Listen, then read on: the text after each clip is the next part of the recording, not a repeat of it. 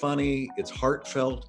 You're going to laugh and cry. And in this time of the pandemic that we're all suffering through, more so than ever, we need that time to be able to bring the family together. What part of Ivan's story most resonated with you both as a producer and as a director? I was very drawn to Stella's story, not just because I play her, but I was very drawn to her story, that she was feeling she was at the end of her life and wanting to pass on messages to the others and worried about them and having hope and faith in them, believing in them, like a mother does to her children. You want to pass on and you want to say, you have it in you. You have a better life than I did.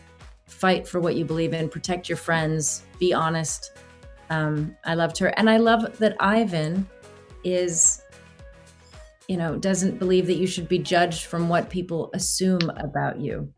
Just because he's a gorilla, does that mean he's angry? Is he allowed to be an artist and all the other things that he is, which of course, as people, we all want to be who we fully are and be allowed to be that.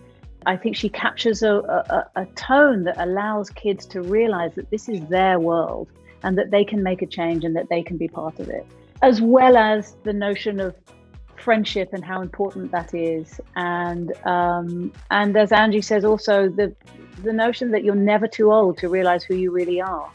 And that, I think, is a really, really important message.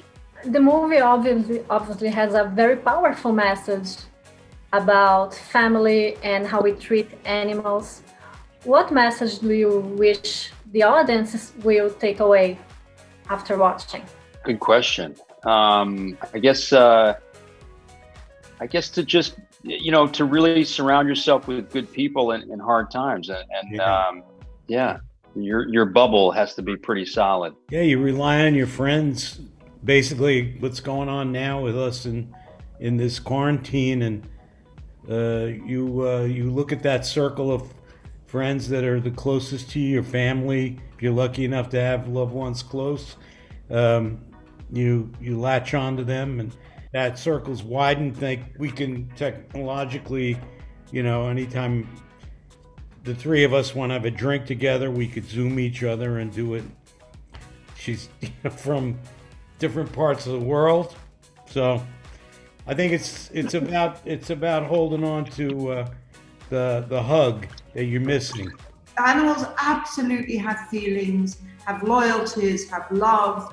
They inhabit the world to my mind, with equal value to human beings. And I think just this, we're very slow to understand that. And I feel very, very strongly that we need to go much further in our understanding of the role that animals take in our world.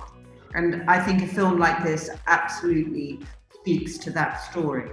Especially now that this movie is coming out, there's so much divisiveness that our societies need an opportunity to come together. And even if it's only for 90 minutes, a distraction of entertainment and provocative thought. If, for example, after the end of the movie, children ask their parents, why do we keep animals in cages? Why do we have zoos? I think that's worthy to have that conversation. And our job as filmmakers is not to fall on any side or the other of that, but just present the truth to the world and allow them to discover how they feel about it themselves. And I think that's really respectful. And through entertainment is the best way to teach.